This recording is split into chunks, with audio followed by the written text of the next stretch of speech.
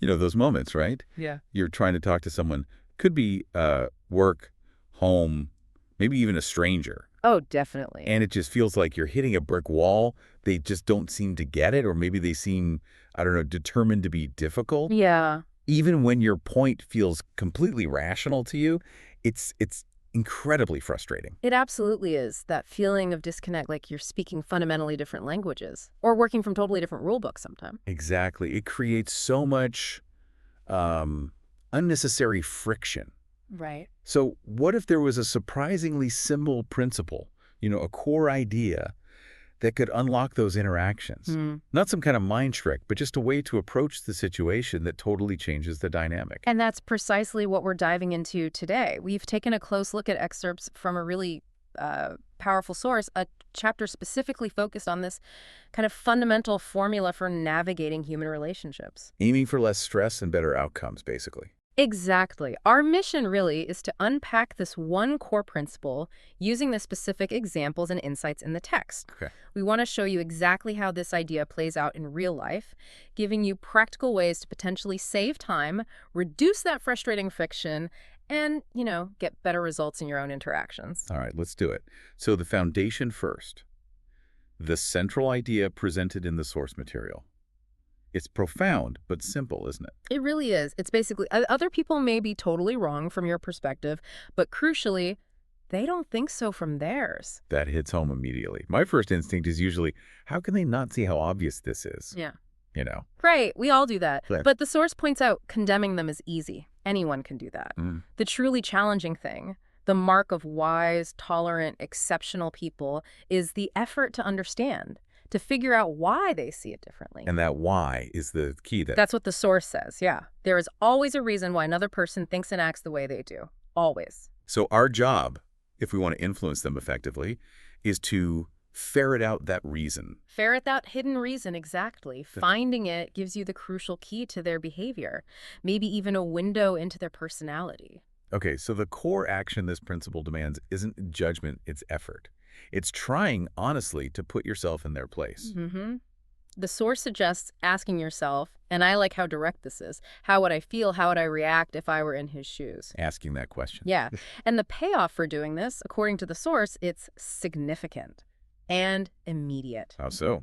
Well, it saves you time and irritation, for starters.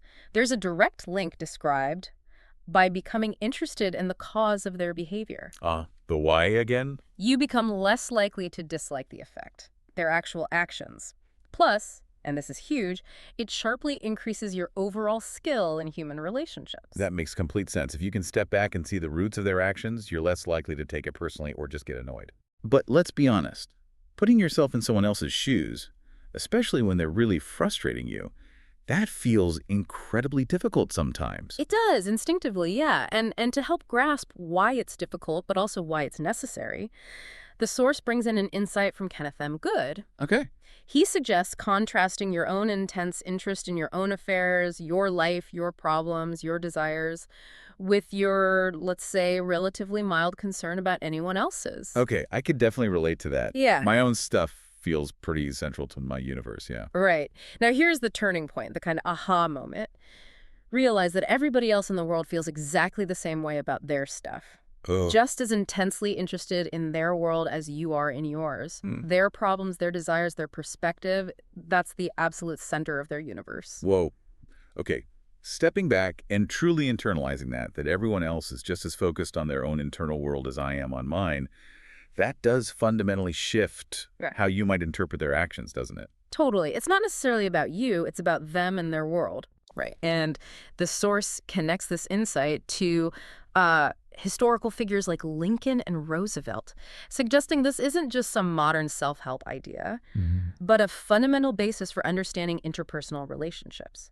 Success in dealing with people hinges on cultivating a sympathetic grasp of the other person's viewpoint. Sympathetic grasp. I like that phrasing. It implies actively trying to feel what it might be like, not just think about it abstractly. Exactly. It requires empathy, not just intellectual acknowledgement. And Dr. Gerald S. Nirenberg, who's mentioned in the source for his work on communication, He builds on this when talking about achieving cooperativeness in conversation. Okay, how does his view add to this idea of seeing their perspective? Well, he frames cooperativeness as a result of showing you consider the other person's ideas and feelings just as important as your own. Okay, showing that value. Yeah. And his key points include, first, give them the purpose or direction of your conversation right away. Don't leave them guessing about where you're heading.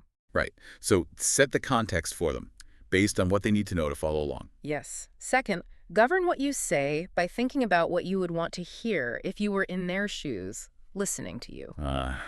Tailor your message to their likely reception. You got it. That feels like a huge shift from just saying what's on your mind, doesn't it? Yeah, it forces you to anticipate their reaction, definitely. It absolutely does. And third, he emphasizes the importance of accepting their viewpoint. Now, this doesn't mean you have to agree with it, Okay. but you acknowledge its validity for them. Accepting their perspective makes them much more likely to be open to hearing yours. Okay, so frame it for them, tailor the message to them, and acknowledge their view as valid for them. That sounds like a roadmap built entirely around the other person. It really is. And the best way to see this in action is through the examples provided in the source. Should we look at the first one? The lawn wars. Yeah, let's. Sam Douglas. The situation was Sam constantly criticizing his wife's dedicated effort on their lawn, weeding, watering, mowing twice a week. All that work. And the result was predictable, wasn't it? And negative. His remarks distressed her, ruined their evenings together, not exactly fostering connection. No, quite the opposite. But then Sam learned this principle we're discussing, and he had an aha moment, the source says. It just hadn't occurred to him that his wife didn't see the lawn work as some chore she needed nagging about, but that she actually enjoyed it. Right. And what she craved wasn't criticism, but, appreciation for her diligence. So he changed his approach entirely. Instead of criticizing, he went out one evening and started helping her pull weeds. Simple as that. And the outcome. The source describes it really nicely. She was visibly pleased. They spent an hour working hard together and had pleasant conversation. That's great. And he continued helping her frequently after that. And importantly, he started complimenting her on her work, even noting how fantastic she made the soil look, despite it being like concrete originally, apparently. So happier life for both of them. Totally. The tension dissolved, connection returned, all because he made that simple but powerful mental shift, seeing it from her point of view and acting on it. It really shows how applying this principle, even to seemingly small domestic things, can have these outsized positive results. Definitely. Now let's look at a very different scenario, the park fires example. The source uses this one to highlight the stark contrast between two approaches, right? Absolutely. So the scene is set. Fires being built by youngsters in a park, causing frustration for the author who felt officials weren't doing enough. Right, so the author decides to intervene himself. And the initial approach, before applying this principle, it's described as him riding up unhappy, eager to do the right thing, quote unquote, but in the process doing the wrong thing in terms of human interaction. He immediately warned the boys about jail, ordered the fire put out forcefully, threatened arrest. It's just unloading his own feelings, right? Asserting authority based purely on the rules. Yeah, which unsurprisingly led to a negative result. They obeyed, sure, but sullenly, with clear resentment. Yeah, you can picture it. And the source speculates they likely just rebuilt the fire after he left. Maybe even wanted to burn the whole park down out of spite. Definitely counterproductive. Not exactly fostering respect for the rules or the park. Not at all. Now, contrast that with the changed approach. This was taken after the author admits he'd gained a trifle more knowledge of human relations and a somewhat greater tendency to see things from the other person's standpoint. Okay, so he learned something. He did. He rode up to another fire, but this time started completely differently. Friendly, conversational. Having a good time, boys. What are you going to cook for supper? Starting with their world. Exactly. He even shared a personal connection. I loved to build fires myself when I was a boy, and I still love to. See the shift. Connecting with their enjoyment, finding common ground, rather than just immediately imposing his agenda. Then he introduced the danger, but kind of artfully shifted the blame slightly, didn't he? He did. He said something like, they are very dangerous here in the park. I know you boys don't mean to do any harm, but other boys aren't so careful. Blaming hypothetical other boys. That removes the direct accusation, takes the defensiveness down. Clever. Very. And he explained the consequence killing trees, but gently. He mentioned jail, but softened it dramatically. You could be put in jail, but I don't want to be bossy and interfere with your pleasure. I like to see you enjoy yourselves. Wow. Framing the rule violation in terms of their pleasure and his reluctance to interfere, it's a totally different vibe. Completely different framing. And then came the crucial part, the collaborative request. He nicely asked them to rake leaves away and cover the fire with dirt before they left. Okay. And he offered a safe alternative spot for next time the sandpit over the hill, then finished by sincerely thanking them. And the source says, what a difference that kind of talk made. It wasn't just about getting the fire out, it was about the how. It completely changed the dynamic. The boys wanted to cooperate.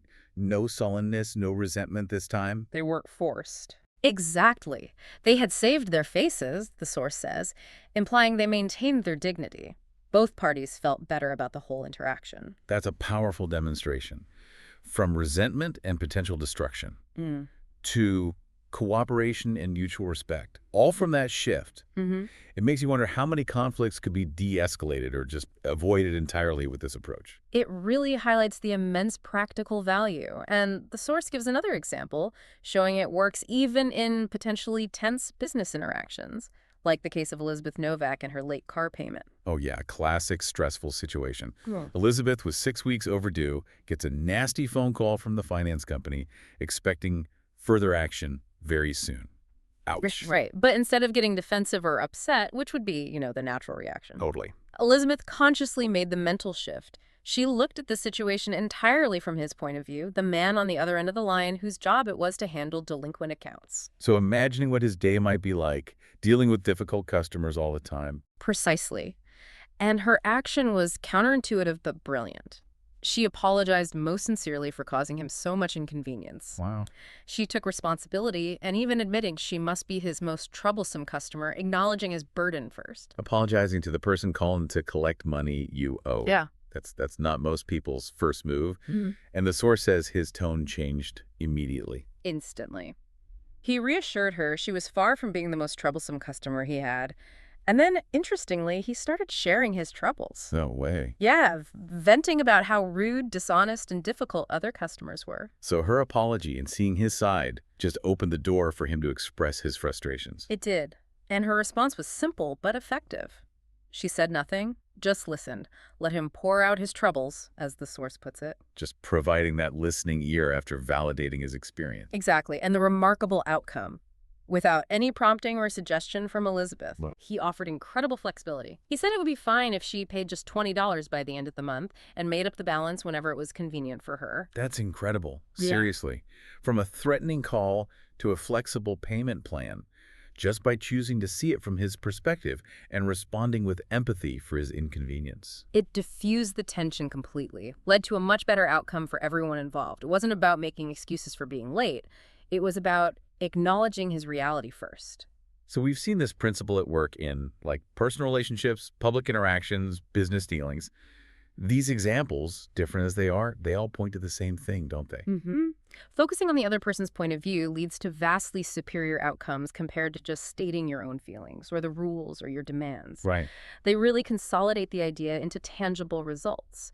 And the source offers a practical exercise based on this principle, something you can do before any interaction where you need someone to do something. Okay, what's the exercise? Before you ask someone to do anything, whether it's putting out a fire, buying a product, agreeing to a proposal, contributing to something, just pause for a moment. Close your eyes, the source suggests, and try to think the entire situation through from their point of view. And the critical question you have to ask yourself during that pause. Why should he or she want to do it? Not why I want them to. Exactly. But what's in it for them? What are their motives, their needs, their perspective that would make them want to do this?